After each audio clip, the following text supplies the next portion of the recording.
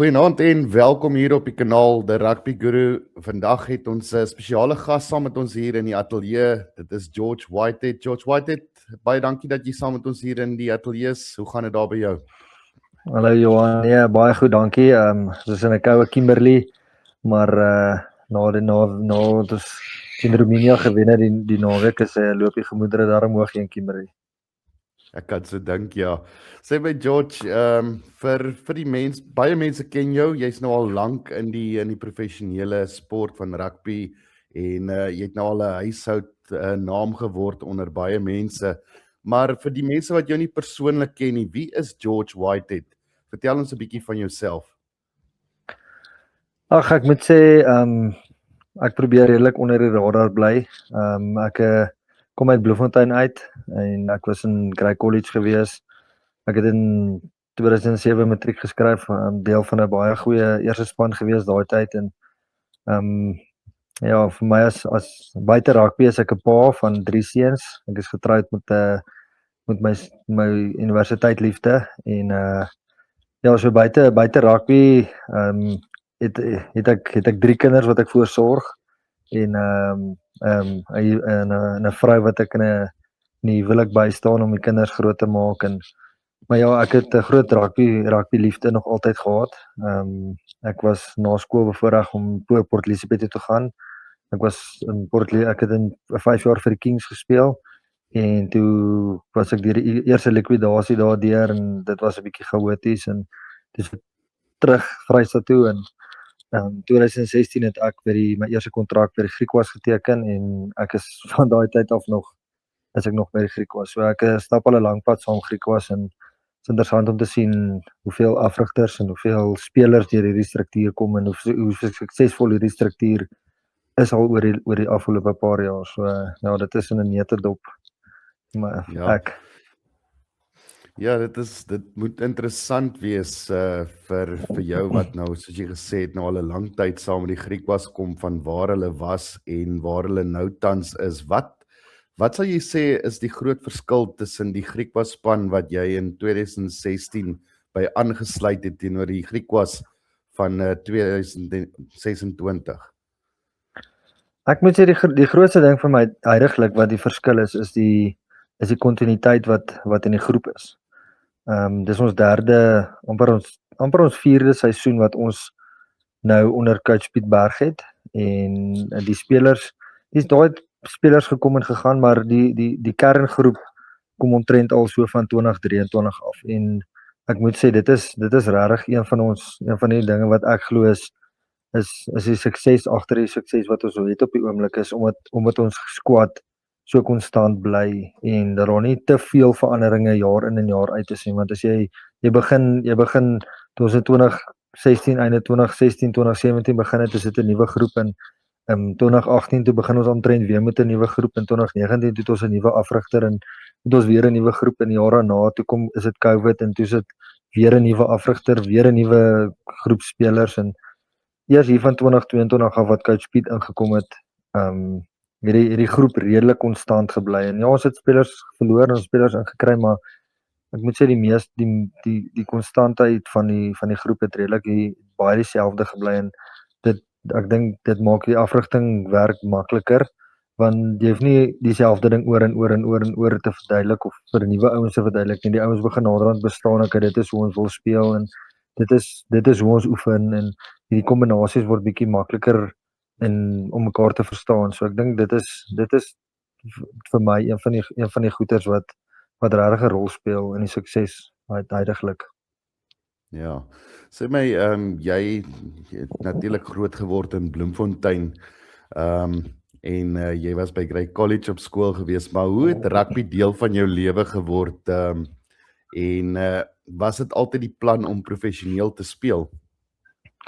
Man, ek was gelukkig geweest toe ons nog laerskool was, het ek my pa het ons afgerig en ek kan onthou ons in sulke blou hempies billetjie rugby begin speel en dit was altyd vir my 'n baie lekker spansport geweest en ek het cricket ook gespeel, maar ek dink die rugby kultuur en die rugby die samehorigheid wat mense in 'n rugby span kry is ongeëwenaard in die wêreld. Jy kry nie 'n spansport soortgelyk as rugby en ek dink dit is maar hoekom ek 'n groot liefde vir rugby het.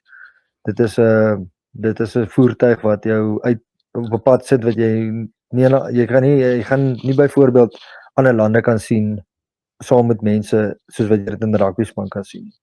En die fight wat daar in 'n rugby span is en veral wat ons by Griquas het is iets spesiaals.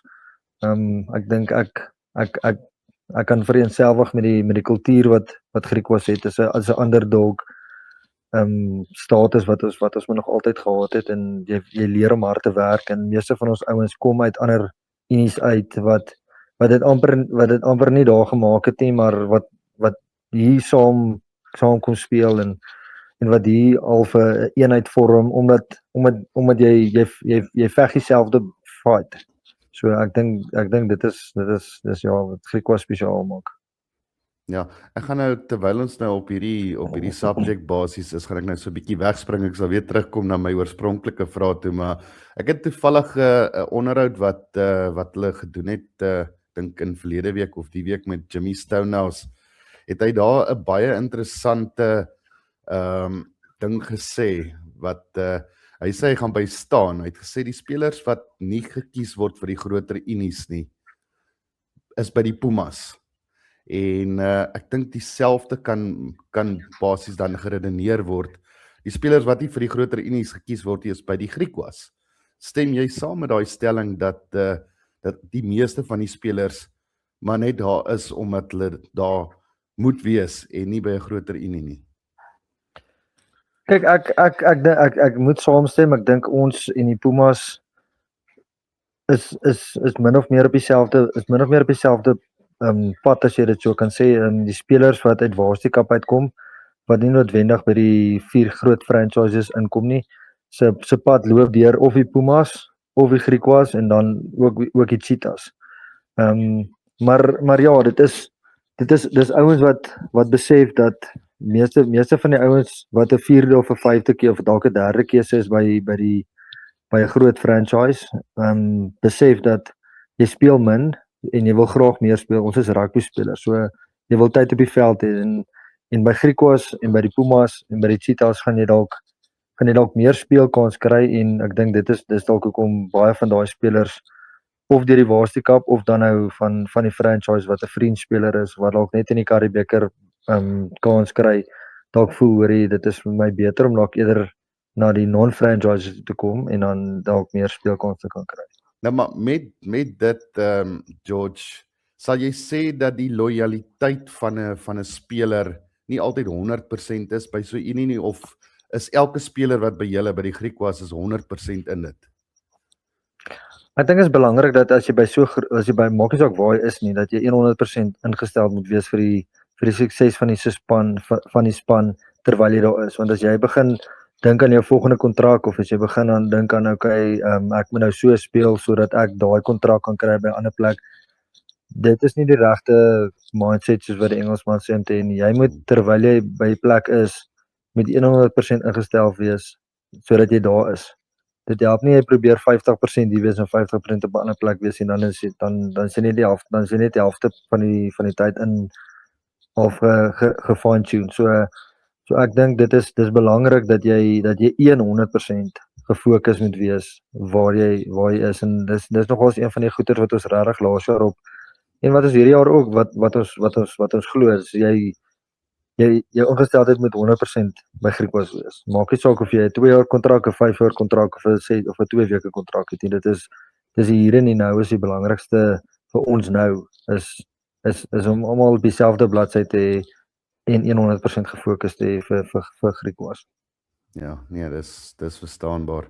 Okay, gaan so weer 'n bietjie weer terugspring daar na jou jogger daartoe.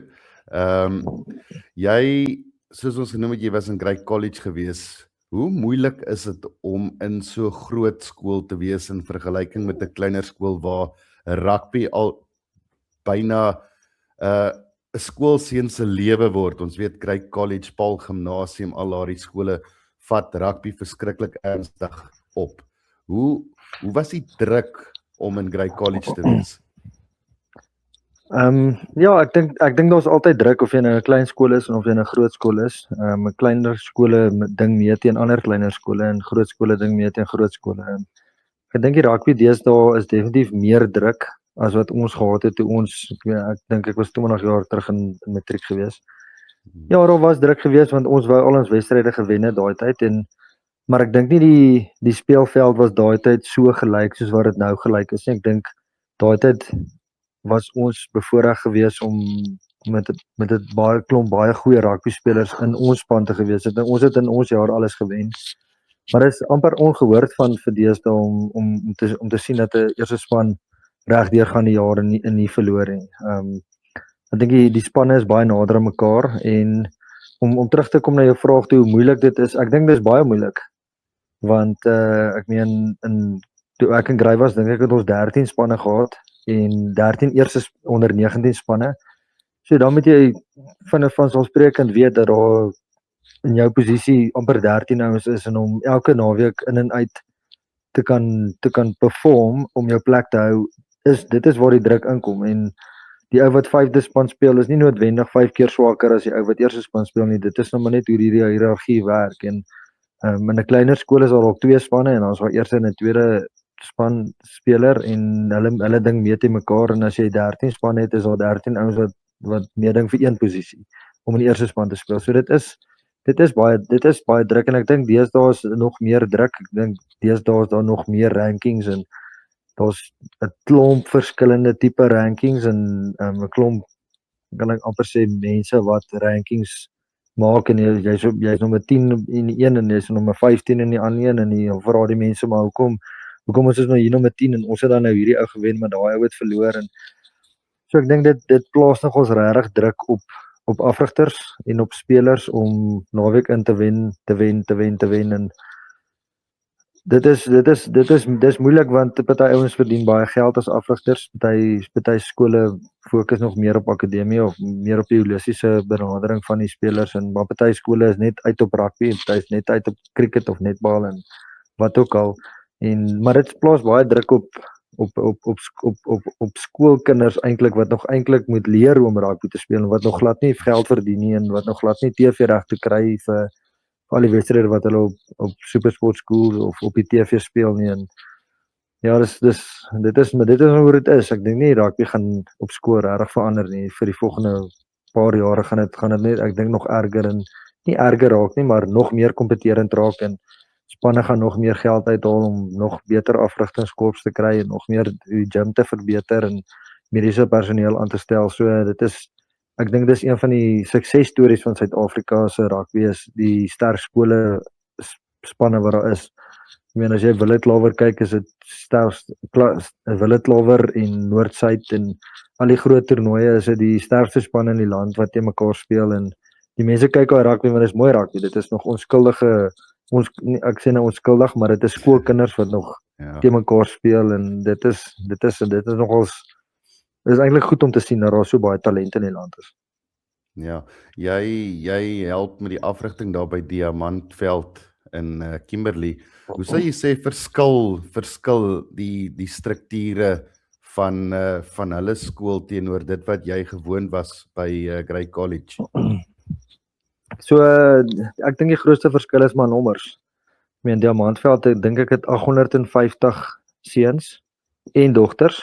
So kom ons sê 420 seuns waarvan nie almal rugby speel nie. In Grey College dink ek is al amper 1100 seuns. Ja, almal speel ook nie rugby nie, maar as die helfte rugby speel is dit nog steeds dubbel die amper bietjie meer as dubbel die hoeveelheid seuns wat rugby speel. So die hulle sukses wil ek amper sê is in diepte.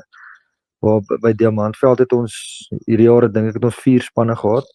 Waar Grey het 12 spanne. So as 'n ou siek is of 'n ou seer kry in 'n posisie, dan is daar ouens wat kan invul vir hulle in wat baie nader aan mekaar is. Die eerste span en die tweede span byvoorbeeld by Grey, as ek dit nou so kan sê, is baie nader aan mekaar, so die oefeningsintensiteit is dalk teen mekaar bietjie hoër as wat ons het. En ek dink dit maak 'n verskil by Diamantveld. Speel ons in die begin van die jaar teen Monash gespeel en ek dink daar het ons baie goed gedoen om daai wedstryd te wen, maar om elke naweek op jou beste te wees, as jy nie elke naweek op intensiteit oefen nie, dink ek dit is nogals waar 'n challenge lê vir ons vir ons by Diamantveld. En ek dink dit is waar ons die hele groep se rugby spelers so vinnig as moontlik, so goed as moontlik wil kry sodat jy oefeninge kan beter wees. Jou eerste en jou tweede span se ouens is nader aan mekaar en jou derde span of jou C-span en jou B-span is nader aan mekaar sodat die kompetisie tussen mekaar ook groter is. En ek dink dit maak op die einde van die dag jou oefening beter en dit maak op die einde van die dag jou wedstryde wat jy speel beter. Ja. OK, kom ons hardloop so 'n bietjie weer terug daarna na jou en jou verlede toe. Jy het natuurlik Vrystaat verteenwoordig op elke vlak. Jy was in Kruiwenweek onder 19s, onder 21 Shimlas, Vodacom Cup, Currie Cup. Watter deel van daardie vroeë jare het jou die meeste gevorm en hoekom het jy die Vrystaat daai tyd verlaat?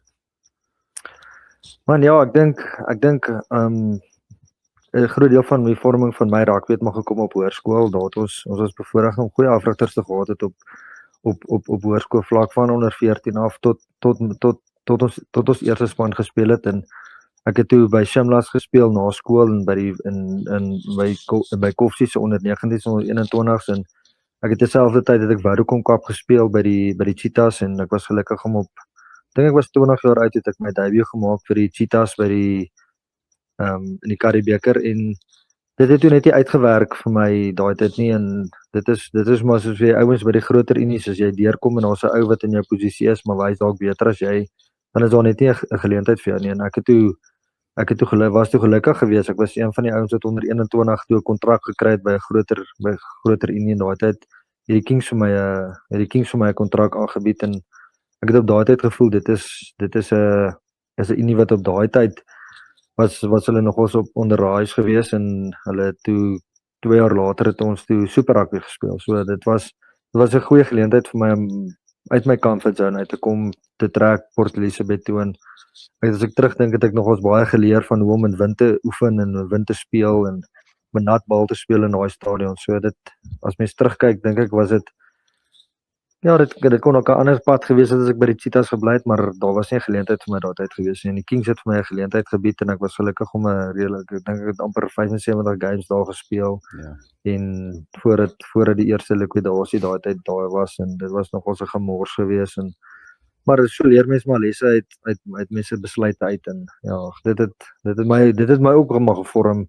Daai tyd ek was 23 gewees en ons het super rugby gespeel teen van die beste spelers in die wêreld en mens leer baie daar en het goeie coaches. Ek meen ons het vir Omar Monami gehad wat ons defense coach was en geleer by Brad Moore wat 'n later All Black coach was en Matt Sexton wat ook deur die All Blacks of die Canterbury se ek dink hy was by die All Blacks se juniors betrokke en Alan Solomons wat ons afgerig het. So saam goeie spelers gespeel en dit was 'n lekker tyd gewees, maar toe het dit op 'n einde gekom en toe het ek gelukkig gewees om terug te kom Cheetahs toe en ek het so 'n bietjie by Griffins gedraai in 2016 vroeër in die jaar en toe het Griekwas gesê maar ek moet na hulle toe kom en ek het nog nie weer teruggekyk daarvan nie. My familie kom hier van die Noord-Kaap af, so my amper gevoel ek kom terug na waarvan ek afkom, so ja.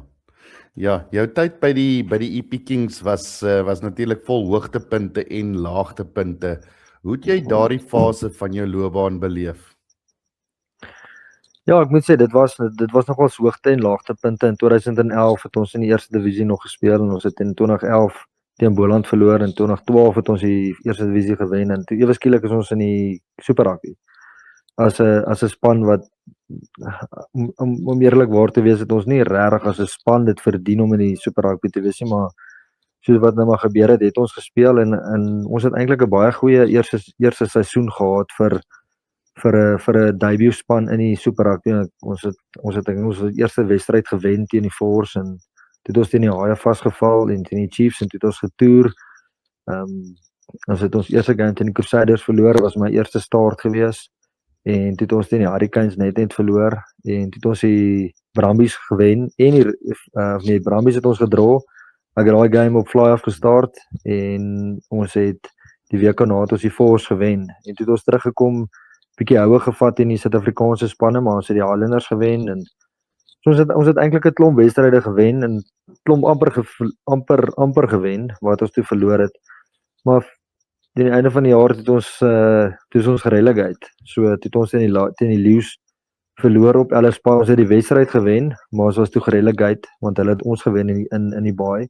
En toe ons amper weer terug in die wildernis en ek het daai jaar het ek net voor daai wedstryd het ek aangeteken vir 2 jaar om by die Kings te bly en ek was toe basies vas gewees. Ek het nie 'n release clause gehad om uit my kontrak uit te kom daai tyd nie en toe het ek vir 2014 en 2015 het ons weer gespook om in die Karibeker bietjie hou vas te kry en die Vodacom Cup gespeel en ja, daai tyd was ek jong getroud gewees en gelukkig nog nie kinders gehad nie en toe in 2015 dit was ons deur daai eerste likwidasie en ja, toe was dit nogals rof hoor want jy sit sonder werk vir 3 maande en ja, kom nie geld in nie en jy moet nog steeds jou huis betaal en jou karre en so en ek dink dit het nogals baie vir my geleer om vas te byt en uit te hou en 'n bietjie karaktertoets gewees daai tyd. So ja. Ja, nee, ek kan dink dit moes 'n bitter moeilike tyd gewees het. Ja, jy het toe jou teruggekeer na Kimberley en dit jou tuiste gemaak. Wat maak die Griquas kultuur so uniek? Ja, ek moet sê die Griquas kultuur is regtig spesiaal. Dis omtrent 35 ouens wat regtig soos 'n klomp broers is en regtig naby mekaar is en wat jy dis daai ouens wat jy sal saam oorlog mee toe gaan. Jy gaan nie ek dink nie jy gaan sommer die ander ek was nog nie by al die unies gewees om te sê regtig hoe is dit by al die unies nie, maar ek dink dis regtig 'n spesiale kultuur onder die spelers.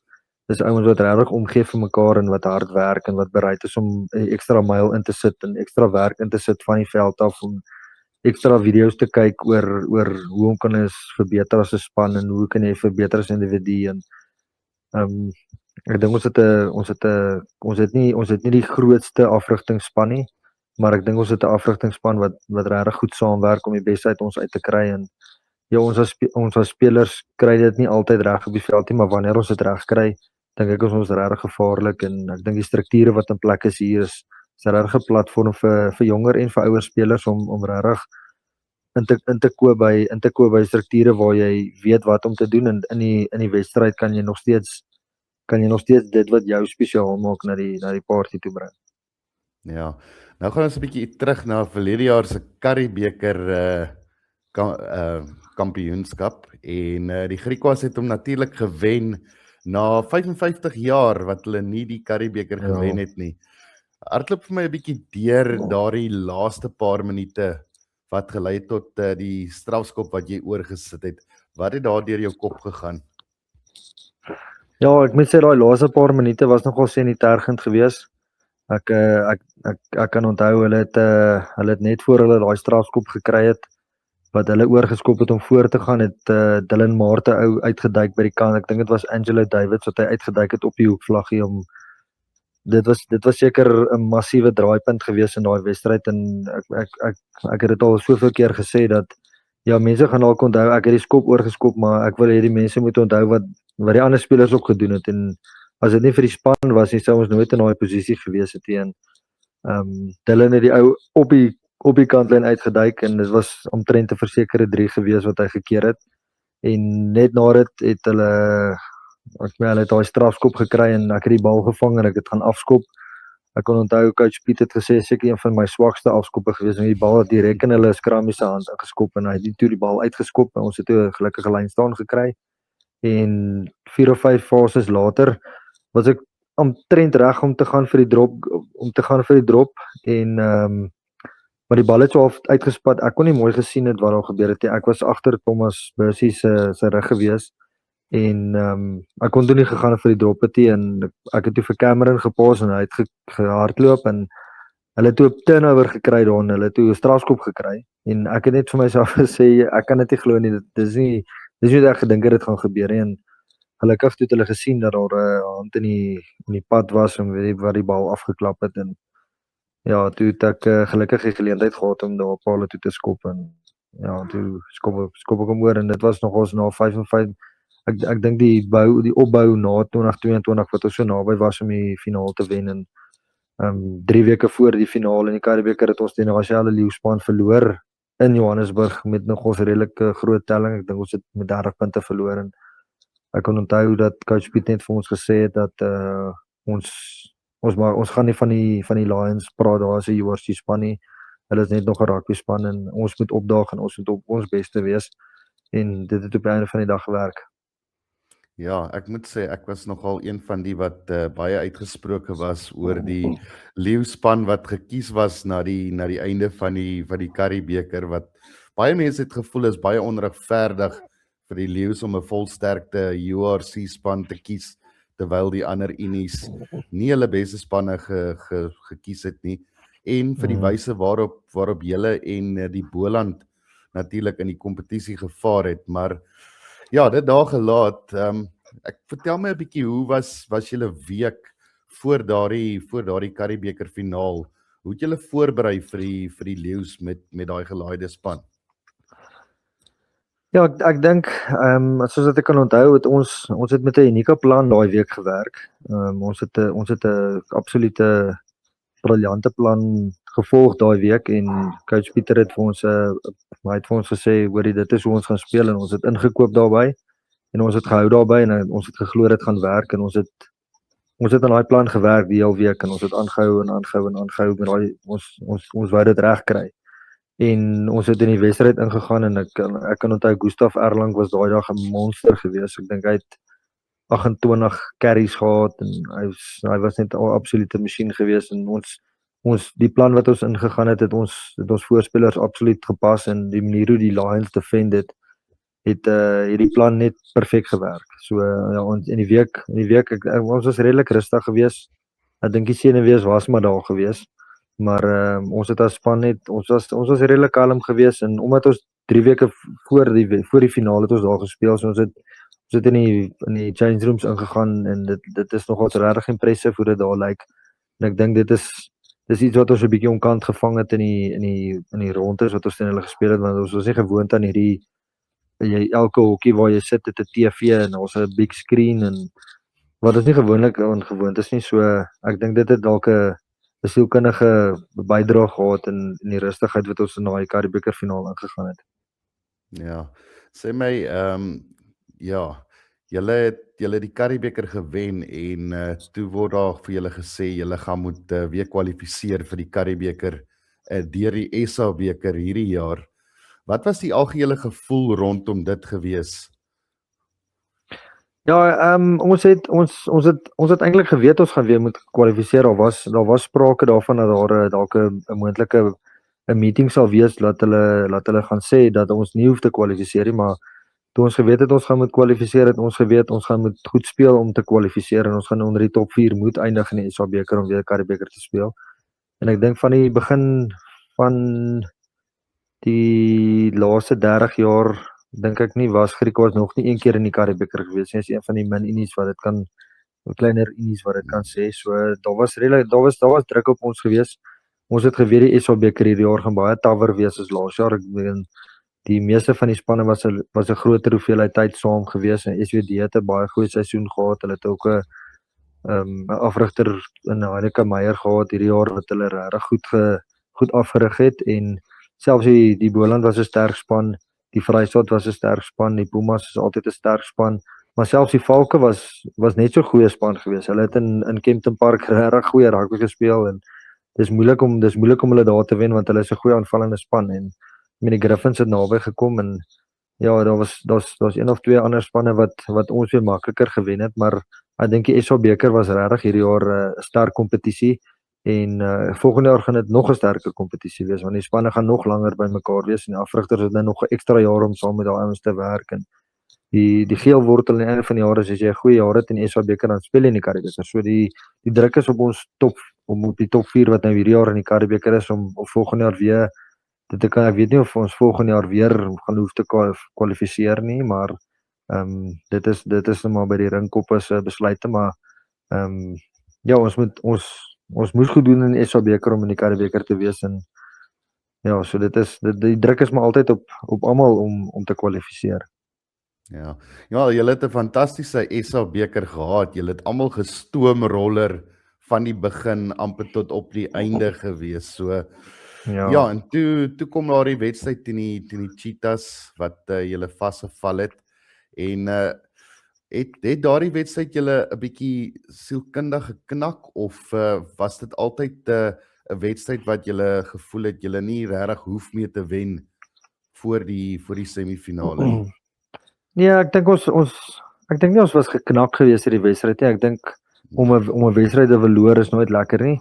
Maar ek dink ons het daar vir Gustav Erlang verloor in daai wedstryd en dit het nogal seer gemaak. Hy is een van ons beste spelers en om hom te verloor het voor halftyd daar was nogal hartseer geweest want ons weet wat ons in hom het en ja ons was tot op die einde ons kon daai wedstryd net sowel gewen het. So dit is nou maar hoe dit gebeur het en die Vrystaat was in die eerste helfte in daai wedstryd regtig honger geweest en hulle het ons so 'n bietjie bloedneus geslaan en ons oogies het bietjie getraan, maar ons het dit afgevee en ons is op die einde van die wedstryd baie naby geweest om daai wedstryd te wen. Maar nee, ek sal nie sê dit het ons sielkundig geknak nie. Ons het die week daarna toe speel ons teen die Boland in die semifinaal en ek dink ons het amper 60 punte aangeteken in daai wedstryd. So ek dink ons het redelik goed teruggekom van daai wedstryd af.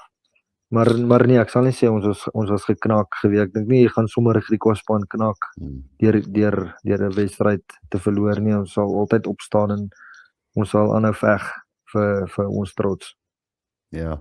Almal het verwag dat die Griekwas die SA beker sou terugwen hierdie jaar. En toe kom die Pumas en hulle klop die Griekwas op Kimberley. Hoe was daardie wedstryd gewees? Ja, dit was 'n baie interessante wedstryd gewees. Ek dink ons het 'n redelike ons en hulle ken mekaar regtig goed en ons speel baie te mekaar en is altyd 'n baie fisiese wedstryd. En ons het 28 elk geëindig na 80 minute en dit was baie interessant in daai wedstryd. Ons het dink dit was 73 punte wat aangeteken is in die hele wedstryd en daar was net 7 punte aangeteken na die een kant toe. So dit was nogal 'n interessante wedstryd gewees daai. Dit kon op die einde regtig enige kant toe gegaan het. Ek het gegaan vir 'n drop goal op 80 minute. Ek het al baie daaraan gedink of dit die regte keuse was. Ons kon dalk eerder die bal gehou het. Ons was op die doellyn gewees toe met 2 punte voor die einde en toe het hulle reserve skramskok hulle 'n vital steel gehad op die doellyn en toe het hulle daar uitgekom en ons het toe die geleentheid gehad om die wedstryd te wen, maar toe na ekstra tyd was ons net 3 punte kort geweest. So dit was redelik hartseer geweest, maar son het die volgende dag weer opgekom en ons kon weer aanhou hard werk. So dit is nie die einde van die wêreld nie. Ons gelukkig nou in die Toyota Challenge wat ons nou teen Roemenië dan weer op die wenpad gekom het en ons speel Woensdag weer teen Georgia. En as die naweek weer 'n wedstryd teen Portugal. So ja, die SA beker, die doel was ons wou die SA beker graag gewen het. Ons wou hom teruggewen het. Maar gelukkig is al weer 'n Toyota Challenge en weer 'n Karibeker om na uit te sien. Dit is nie die einde van die wêreld nie. Ja. So jy sê die jaar se SA beker was amper belangriker vir die meeste unies as wat die Karibeker die jaar sal wees.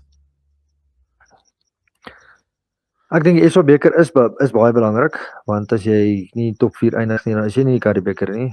Maar ek dink die Karibeker vir die spanne wat in die Karibeker is dis vir Griekwas en vir Pumas en eindiglik vir die Cheetahs en vir die Boland is dit die kompetisie wat ons eintlik regtig in wil goed doen. Ja, ons wil in die SA beker in die top 4 eindig en jy wil daai kompetisie wen.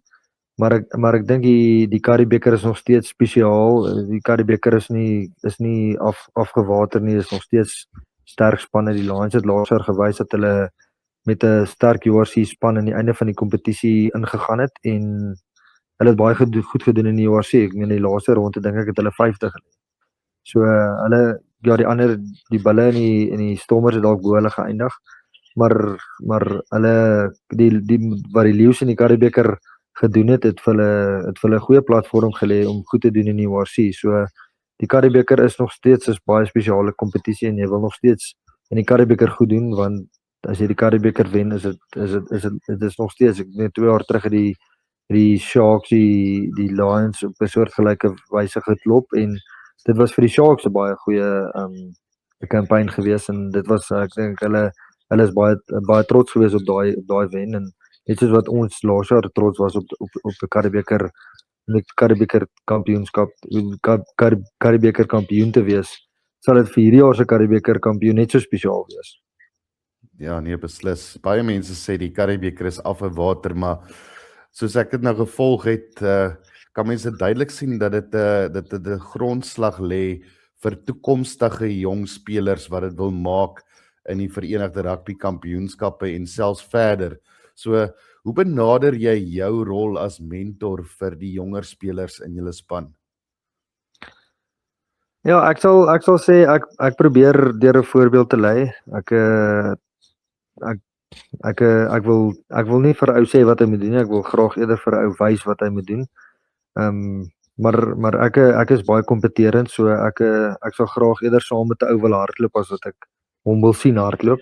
So ek sal saam net so hard jump, net so hard op die veld kompeterend wees, want yster slyp yster op die einde van die dag as mens sterker groepe het wat saam oefen, maak dit die hele boot, kan ek dit al so sê, vinniger vaar en die manier hoe ek daarvan hou met die jonger spelers, ek geniet dit is vir my regtig lekker. Ek is die oudste speler op die oomblik in die Griquas span maar ek sê baie keer ek is nou vir die 13de keer 24. Want ek glo ek is nog hier binne my lyf is ek nog 24 want ek wil nog so kan hardloop en ek wil nog so kompeterend wees soos 'n 24-jarige. Maar met die kan ek amper sê met die experience van 'n 37-jarige. Maar ja, dit is regtig lekker om met 'n Liam en 'n Zinedine en 'n Zayn Bester en 'n huidigelik het ons vir Simon Livesich wat by ons is. Ek het hom 2 jaar terug afgerig by Diamantveld. Nou oefen ons saam en hy speel weer Woensdag, so dit is regtig lekker om daai kan ek amper sê rugby intelligence terug te ploeg na die volgende generasie toe. Ja, sê my hoe bly jy fiks en nog vars teen hierdie jong manne op jou ouderdom, want toe ek 30 gehaal het, toe was ek nogal redelik fiks en alles en ek het baie vinnig agtergekom jy moet amper dubbel so hard werk soos die ou wat 18, 19, 20 is om met daai selfe fiksheid vlak te bly as wat hulle is.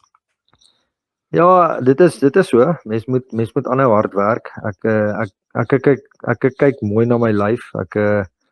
Ek werk hard in die gym en ek werk hard op die veld sodat ek kompeterend kan wees en ek dink die honger binne in my is nog daar om te wil hard werk en soos heidaglik van ons ouens is besig met 'n pre-season en om die ander ouens te druk en om te seker te maak hulle die beste kom uit hulle uit, moet jy die beste uit jou uit kan gee sodat die beste die ander ouens ook uit kan gaan en deur 'n voorbeeld te lei, dink ek is een van die ek sal nie sê wenresepte nie, maar dit is een van die resepte om aan te hou hard werk om aan te hou hard werk en om vir die ander ouens te wys dat jy nie opgegee het nie en dat jy wil aanhou verbeter en dat jy nog 'n trofee wil wen en ja, so ek dink die honger wat in jou is aan te hou is een van die resepte vir 'n langer loopbaan. Ja, sê my wat is jou doelwitte vir 2026 en 2027 as speler, mentor en moontlike toekomstige afrigter? Ja, vir my persoonlik dink ek ons werk regtig hard om weer die Karibeker weer in Kimberley te kan hê. Vir my wil ek op my beste kan oefen elke dag. Ek glo altyd 'n oefening is soos 'n job interview. As jy nie gaan goed oefen nie, dan gaan jy nie gekies word nie. So vir my is dit om konstant goed te oefen, soos wat jy oefen gaan jy speel en om die ander ouens in die groep regtig te challenge om op hulle beste te wees en op my beste te wees moet ek myself challenge om elke dag die basiese vaardighede goed te doen en dan moet mense kan adapt. Ek kan definitief nie dieselfde speler wat ek was in 2015, 16, 17. Ek kan nie daai selfde speler heidaglik wees nie want die rugby het aangepas. So as ek dieselfde goed gaan doen as wat ek daai tyd gedoen het, dan gaan die afrigters nie teen sê maar hy is nie goed genoeg nie of die volgende is dalk nie goed genoeg nie en om myself om basiese vaardighede goed te kan doen, dink ek is is 'n baie goeie basis om vanaf te begin. Maar dan moet mens oop wees vir om aanpassings om dalk die spel anderster daarna te kyk om die lyn anderster aan te val om seker te maak dat mens 'n goeie verdediger is en dat mense kommunikasie goed moet wees. Dit is vir my belangrik dat ek weekliks 'n goeie mens sal wees op die veld en van die veld af om die ouens te nie net vir hulle te sê wat hulle moet doen nie, maar dit vir hulle wat te wys om te doen en ja vir my doelwitte vorentoe is ek wil graag soveel as moontlik wedstryde vir die Griquas sal speel en sou nog graag meer punte vir Griquas wil aanteken en sou graag wil sien dat Griquas nog van krag tot krag sal gaan solank as wat ek die trui kan dra. Met jou gunsteling cheat meal na 'n harde wedstryd, wat is dit? Ek sal sê sushi. Alright, vinnigste speler saam met wie of teen jy al gespeel het? Wel, eindiglik dink ek is Cameron Hafke seker die vinnigste, maar ek het saam met Anthony Volmink ook gespeel wat ook baie vinnig is, maar ek dink Cammy sal hom dalk net wen. Een liedjie wat jy moet speel voor 'n wedstryd? Ek is nie regtig gepla oor musiek voor die tyd nie. Ek het nie 'n favourite liedjie wat ek voor die tyd luister nie. Die beste skakel waarmee jy al saam gespeel het? Ja, dit is baie moeilik. Ek sal nooit vir Fali Ousig vergeet nie. Fali was 'n spesiale karakter geweest toe ek by die Kings was. Ek het regtig geniet om saam met hom te speel. Hy was so 10 jaar ouer as ek geweest en die mentorrol wat hy gespeel het daai tyd vir my was nogal spesiaal. Ja, jy het nou al in verskeie kompetisies gespeel. Currie Cup, URC of Super Rugby? Wat sien sou jy gekies het? Om konstant in te speel, dink ek 'n dubbelronde Karibeker jy kry nie beter as 'n dubbelronde Karibeker nie. Die Super Rugby het sy challenges. Ek dink die URC het ook sy challenges. 'n Dubbelronde Karibeker is 'n baie unieke kompetisie om te speel, maar ja, die URC is net so great. So dit is daai dink ek 'n baie moeilike vraag.